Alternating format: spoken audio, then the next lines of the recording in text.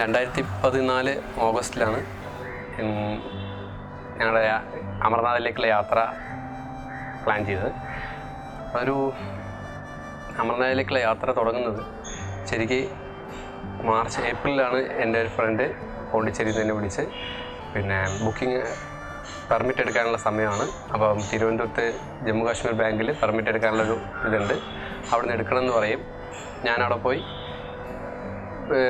ബാങ്കിൽ പോയി നമ്മൾ അമർനാഥിലേക്കുള്ള പെർമിറ്റ് എടുത്തത് മുതൽ നമ്മുടെ യാത്രയ്ക്ക് മാനസികമായിട്ടൊരു ഇത് തുടങ്ങുകയാണ്.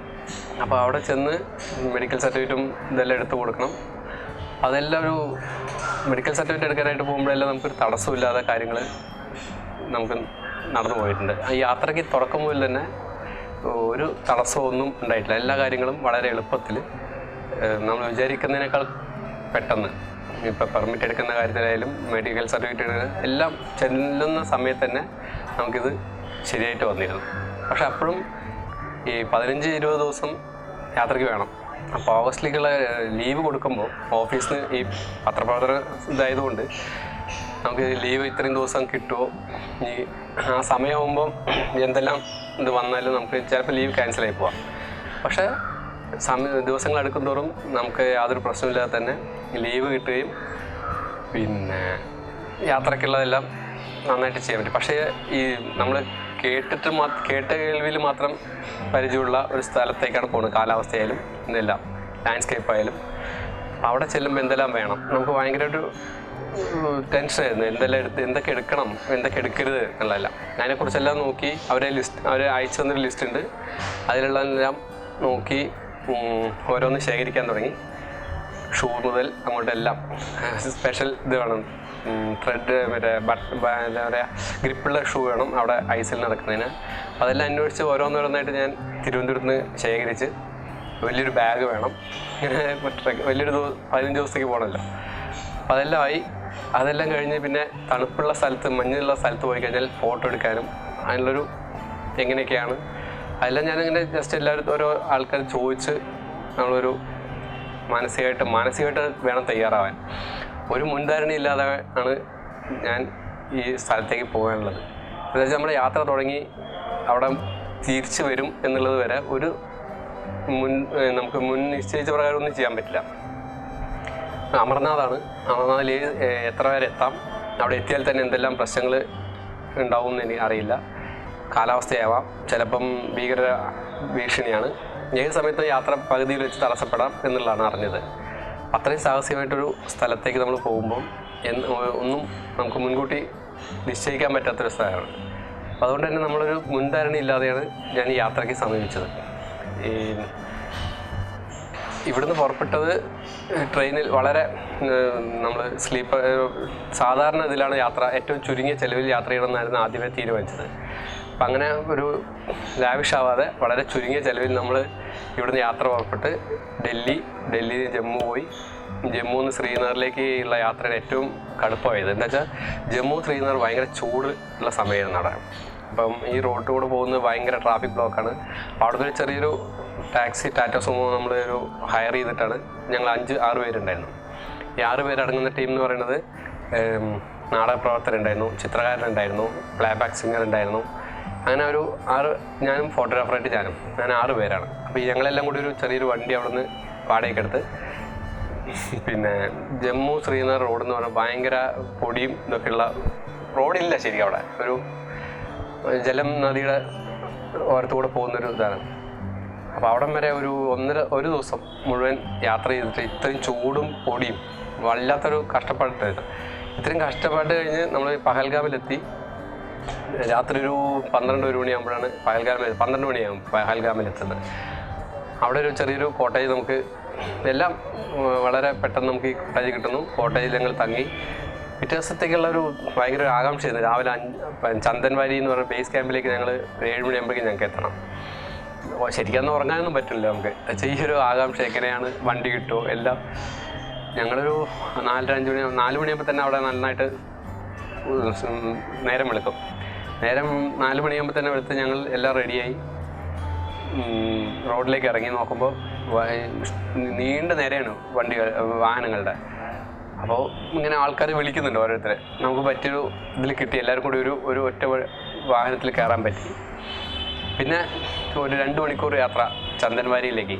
അത് പഹൽഗാമിലെ ഏറ്റവും സുന്ദരമായ സ്ഥലമാണ്. ലിഡാർ പുഴയോരത്ത് കൂടി പോകുന്നത്, ഹെയർ പിൻ ബെൻഡ് കയറി പോകുന്നത്. 12,000 സമുദ്രനിരപ്പിൽ ഒരു 12,000 അടി മുകളിലാണ്. അപ്പോൾ ഈ പോകുന്ന വഴിക്ക് ഞാൻ ശ്രീനഗർ ടു ജമ്മു ടു ശ്രീനഗർ വരെ നമ്മൾ എല്ലാ സമയവും ഓരോ മിനിറ്റും നമ്മൾ ആസ്വദിച്ചിട്ടാണ് പോകുന്നത്. എന്താ വെച്ചാൽ ഞാൻ ഇതുവരെ കണ്ടിട്ടില്ല എന്തെല്ലാം കാഴ്ചകളായിരിക്കും അവിടെ ഉള്ളത്. ഒന്നും നമുക്ക് മിസ് ചെയ്യാം, ഒരു കൺപോൾ അടയ്ക്കാൻ പോലും പറ്റാത്ത ഇതിലാണ് നമ്മൾ. എന്താ വെച്ചാൽ അത്രയും കാഴ്ചകളുണ്ട്, അതെല്ലാം നമ്മൾ കാണണം. പിന്നെ ക്യാമറയും നമ്മുടെ കയ്യിലുണ്ട്. ഒപ്പം തന്നെ കാണുമ്പോൾ തന്നെ നമുക്കത് ഫോട്ടോ എടുക്കണം. അത് ഇത്രയും പെട്ടെന്ന് നമ്മളിങ്ങനെ സമയമില്ലാത്തതുകൊണ്ട് വളരെ പെട്ടെന്ന് എടുത്തു കൊണ്ടാണ്. അപ്പം ഈ പത്രപ്രവർത്തന മേഖലയിലായതുകൊണ്ട് എനിക്ക് കാഴ്ചകൾ കാണുന്നതും ഫോട്ടോ എടുക്കുന്നതെല്ലാം നമുക്ക് ഒരേ സമയത്ത് ചെയ്യാൻ പറ്റും. ആ ഒരു മേഖലയിൽ നിന്ന് ആയതുകൊണ്ടായിരിക്കാം ഇപ്പം അങ്ങനൊരു ഇത് എനിക്ക് പറ്റിയത്. പിന്നെ ഞാൻ രാവിലെ ചന്ദൻവാരിയിൽ ഒരു 8:30 എത്തുന്നു. അവിടെ ഞങ്ങളുടെ പെർമിറ്റെല്ലാം ഇത് കഴിഞ്ഞ് മിലിറ്ററി ഉദ്യോഗസ്ഥർ നോക്കി ഞങ്ങളെ കടത്തി അമർനാഥിലേക്കുള്ള യാത്ര അവിടെ നിന്ന് നടന്നു കയറാൻ ഞങ്ങൾ തീരുമാനിച്ചിട്ടുണ്ട്. അങ്ങനെ 3 ദിവസത്തേക്കുള്ള യാത്ര അവിടുന്ന് ഞങ്ങൾ 6 പേരും കൂടി നടന്നു കയറുന്നു. അപ്പോൾ ആദ്യം കയറി എത്തുന്നത് പിക്സു ടോപ്പ് എന്ന് പറഞ്ഞൊരു മലയാണ്. വളരെ എന്താ വെച്ചാൽ ഞങ്ങൾ ബാഗ് ഭയങ്കര ലഗേജാണ്. ഈ ലഗേജ് ഞങ്ങളെല്ലാം ആവശ്യത്തോടെ ആദ്യത്തെ മല കയറാൻ വേണ്ടി പുറത്തിട്ട് കയറി. പക്ഷേ ആദ്യത്തെ മല കയറി കഴിഞ്ഞപ്പോൾ തന്നെ മനസ്സിലായി ലഗേജും കൂടി ഞങ്ങൾക്ക് ഒരു വഴിക്ക് നടക്കാൻ പറ്റില്ല, ഇതെന്തെങ്കിലും ചെയ്യണം. ലഗേജിന് എന്ത് ചെയ്യും, എല്ലാവരുടെയും നല്ല വെയിറ്റുള്ള ലഗേജ്. അപ്പോഴാണ് ഈ 15 ദിവസത്തെ എല്ലാ സാധനങ്ങളും ഞങ്ങളുടെ ബാഗിലാണ്. പിന്നെ എല്ലാവർക്കും ക്ഷീണമായി. പിക്സു ടോപ്പിൽ ഇരുന്ന് ആലോചിച്ച് ഒരു കുതിരയെ ഞങ്ങൾ വിളിച്ച് വാടകയ്ക്ക് എടുത്തിട്ട് ആ കുതിരയുടെ പുറത്ത് എല്ലാവരും ലഗേജ് വെച്ച് ഞങ്ങൾ ഭാരം ഒഴിച്ച് ബാക്കി പിന്നെയുള്ള സമയം യാത്ര ആരംഭിക്കാനുള്ളത് തീരുമാനിച്ചത്. അങ്ങനെ ലഗേജ് ഒഴിഞ്ഞതിന് ശേഷം ഞങ്ങളുടെ പിന്നെയുള്ള ഓരോ മിനിറ്റ് എന്ന് പറയുന്നത് നമ്മൾ ഓരോ അടിയും കണ്ട് ആസ്വദിച്ച് നല്ല ഒരു അനുഭവമായിരുന്നു. വെച്ചാൽ തണുപ്പുണ്ട്, മഞ്ഞുകൂടിയുള്ള യാത്ര. ആയിരക്കണക്കിന് ആൾക്കാരാണ് ഒരു ദിവസം ഈ അമർനാഥിലേക്ക് രാവിലെ 5 മുതൽ വൈകിട്ട് 3 മണി വരെയുള്ള സമയത്തേക്ക് കടത്തിവിടുക. അങ്ങനെ ഈ ഒരു വലിയൊരു ഗ്രൂപ്പ് ഞങ്ങൾ മുമ്പിലേക്ക് ഇങ്ങനെ പോകുന്നുണ്ട് പല സ്ഥലത്തുനിന്ന്. കേരളത്തിൽ നിന്നുള്ള വളരെ കുറച്ച് ആൾക്കാരാണ് ആ സമയത്ത് വരുന്നത്. ഏറ്റവും കുറവ് ആൾക്കാർ കേരളത്തിൽ നിന്നാണ് തീർത്ഥാടകരായിട്ട് അവിടെ എത്തുന്നത്. പക്ഷേ നമ്മൾ തീർത്ഥാടകരായിട്ടല്ല, കാഴ്ചയിലേക്കുള്ള തീർത്ഥാടനമാണ് ഞങ്ങൾ നടത്തുന്നത്. എല്ലാവരും അതായിരുന്നു ഞങ്ങൾക്ക് ഏറ്റവും രസകരമായിട്ട് തോന്നിയത്. ആദ്യത്തെ ദിവസം ഞങ്ങൾ ശേഷനാഗിൽ ഒരു 7 മണിയോടെ എത്തുന്നു. ശേഷനാഗിലെത്തിയ ഒരു ടെൻറ്റ് ഞങ്ങൾ എടുത്ത് അതിനുള്ളിൽ ലഗേജെല്ലാം ഇറക്കി വെച്ച് അവിടുത്തെ ഭക്ഷണം ജമ്മു മുതൽ ഈ അമർനാഥ് വരെയുള്ള സമയത്തേക്ക് അവിടെ അമർനാഥ് തീർത്ഥാടകർക്ക് എല്ലാം ഭക്ഷണം മുഴുവൻ സൗജന്യമായിട്ട് നൽകുന്നുണ്ട്.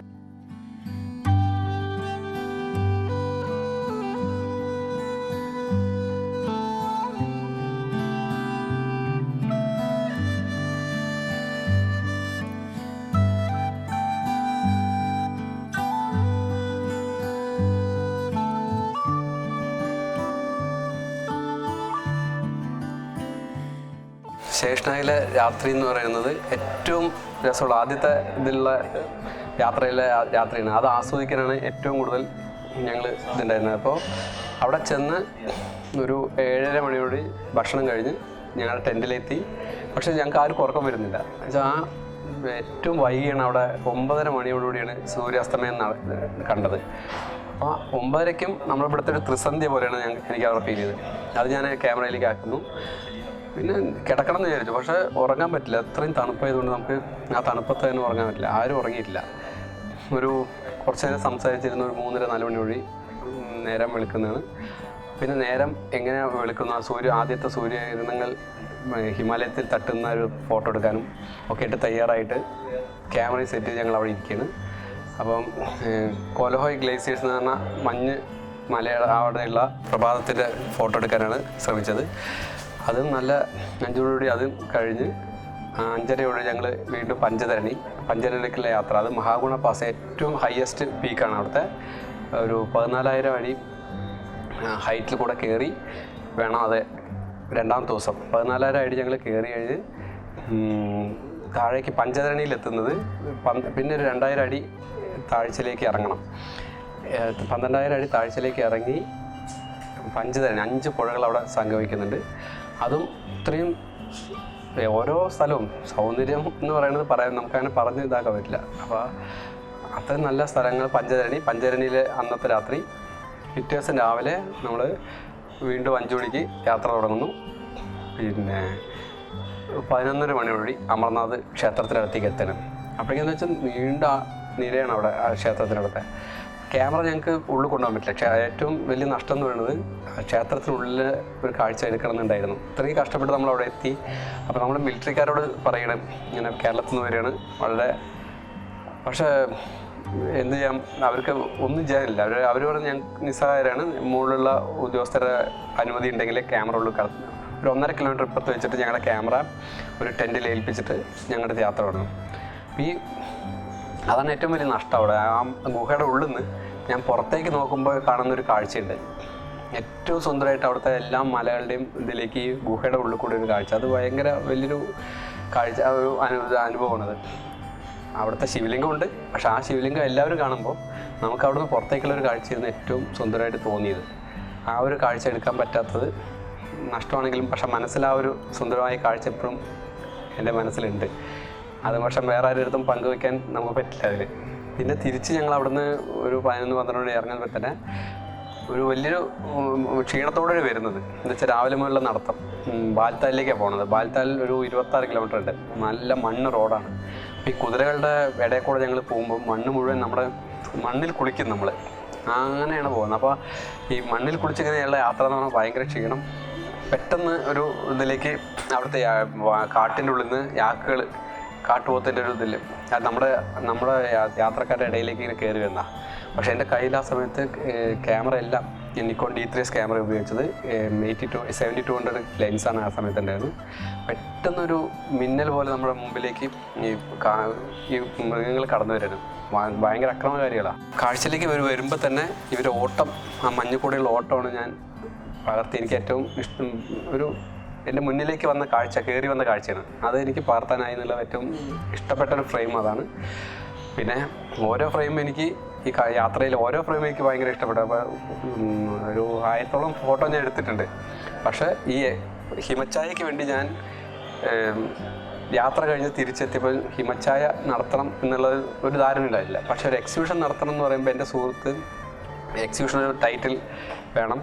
ആ ടൈറ്റിൽ എന്ത് ചെയ്യണമെന്ന് അങ്ങനെ 3-4 എഴുത്ത് അന്വേഷിച്ചപ്പോൾ എൻ്റെ സുഹൃത്ത് നോവലിസ്റ്റുമായിട്ടുള്ള സുസ്മേഷ് ചന്ദ്രത്താണ് എനിക്ക് പേര് ഹിമച്ചായ അത് നിർദ്ദേശിച്ചത്. അങ്ങനെ പ്രദർശനത്തിൻ്റെ ടൈറ്റിലിട്ട് അപ്പോഴും ഈ എക്സിബിഷൻ നടക്കുമോ ഇല്ലയോ എന്നറിയില്ല. അലയൻസിൽ നമ്മൾ പ്രപ്പോസൽ സബ്മിറ്റ് ചെയ്ത് എൻ്റെ വർക്ക്. അപ്പോൾ അവരത് അക്സെപ്റ്റ് ചെയ്തു, എനിക്ക് സമയം തന്നു. പിന്നെ ഇതിലേക്ക് ഫണ്ട് കണ്ടെത്താൻ എന്നെ സുഹൃത്തുക്കൾ സഹായിച്ചിട്ടുണ്ട്. ഏറ്റവും കൂടുതൽ സഹായിച്ചത് ജനകത്തിൽ രാജേഷ് രാജേന്ദ്രനാണ്.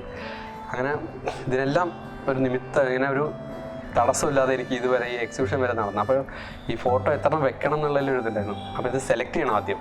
അപ്പോൾ എൻ്റെ സീനിയർ ഫോട്ടോഗ്രാഫർ പ്രമോദ് ഞാൻ പറഞ്ഞു ഒരു 100ഓളം ഫോട്ടോ ഞാൻ സെലക്ട് ചെയ്ത് കൊടുത്തിട്ട് പറഞ്ഞു ഇതിന്ന് എനിക്ക് കുറച്ച് ഫോട്ടോ എടുത്തുതരാൻ പറഞ്ഞു. എത്ര എണ്ണം വേണമെന്ന് ചോദിച്ചപ്പോൾ ഒരു 40 എണ്ണം വേണം എന്ന് പറഞ്ഞ് പ്രമോദ് ഒരു 40 ഫോട്ടോയ്ക്ക് ചുരുക്കി. പിന്നെ ഞാനൊരു ഓരോ ദിവസം ഇരുന്നിട്ട് ഈ 40-ൽ നിന്ന് 20-ലേക്ക് ഞാൻ കൊണ്ടുവന്നത്. പ്രിൻറ്റിങ് സമയത്ത് വരെ ഞാൻ അതിൽ നിന്ന് ഓരോന്ന് ഒഴിവാക്കിയിട്ടുണ്ട്. പക്ഷേ അതെല്ലാം വിഷമത്തോടുകൂടി ഒഴിവാക്കുന്ന ഓരോ ഫ്രെയിം. എന്താ വെച്ചാൽ അത്രയും എനിക്ക് ഇഷ്ടപ്പെട്ട ഫ്രെയിം ഇതാണ്.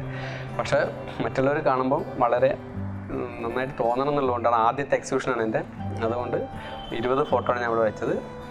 ഈ എക്സിബിഷനിൽ വന്ന എല്ലാവർക്കും ഒരു യാത്രാനുഭവം അനുഭവിച്ചു എന്നുള്ളതാണ് ഇപ്പം എൻ്റെ കമൻറ്റ്സ് ബുക്കിൽ എഴുതിയിട്ടുള്ളത്. ഇനി എനിക്ക് ഉത്തരവാദിത്തം കൂടി. ഈ എക്സിബിഷൻ കഴിഞ്ഞുകൊണ്ട് എൻ്റെ ഉത്തരവാദിത്തം കൂടിയാണ്. എന്ന് വെച്ചാൽ ഈ ആദ്യത്തെ എക്സിബിഷനിൽ നല്ല അഭിപ്രായവും നല്ലോണം പിന്തുണയും എല്ലാം എനിക്ക് കിട്ടി. അപ്പോൾ ഇനി അടുത്ത യാത്ര ഏറ്റവും മനോഹരമായിട്ടുള്ള ഏറ്റവും ആരും അങ്ങനെ ഈ അമർനാഥ് എന്ന് പറഞ്ഞാൽ ആരും അങ്ങനെ കയറി ചെല്ലാത്ത കുറച്ച് കേരളത്തിൽ നിന്നുള്ളവർ വളരെ കുറച്ച് പേരെ പോകുന്നുള്ളൂ. അതുപോലെ ഏതെങ്കിലും ഒരു സ്ഥലം ഹിമാലയത്തിൻ്റെ ഏതെങ്കിലും ഒരു ഭാഗത്ത് ഉണ്ടാവും. അത് ഞാൻ കണ്ടെത്തി അവിടെ പോയി അവിടുത്തെ നല്ല ഫോട്ടോസ് കിട്ടുവാണെങ്കിൽ ഇതുപോലെ എനിക്ക് നിങ്ങളുടെ മുമ്പിൽ വരണമെന്നാണ് ഞാൻ ആഗ്രഹിക്കുന്നത്. യാത്ര പോകാൻ ആഗ്രഹിക്കുന്നവർ ഒരു മുൻകൂട്ടി ഒന്നും നിശ്ചയിക്കാതെ ഒരു മുൻധാരണകളും ഇല്ലാതെ വേണം പോകാൻ. മനസ്സ് വളരെ ബ്ലാങ്ക് ആയിട്ട് പോകുമ്പോൾ നമുക്കെല്ലാം സ്വീകരിക്കാൻ പറ്റും. മുൻധാരണകളോട് പോയി കഴിഞ്ഞാൽ ചിലപ്പം നമ്മൾ ആ ഒരു ഫ്രെയിമിൽ നിന്ന് മാത്രമേ കാണുള്ളൂ. ഒരു ധാരണയില്ലാതെ പോകുമ്പോൾ നമ്മൾ ബ്ലാങ്കായി പോകുമ്പോൾ വലിയൊരു ക്യാൻവാസ് നമ്മുടെ മുമ്പിലേക്ക് തുറന്നു നമുക്ക് ഏറ്റവും കൂടുതൽ അനുഭവം നന്നായിട്ട് ആസ്വദിക്കാൻ പറ്റുമെന്ന് എനിക്ക് തോന്നുന്നു.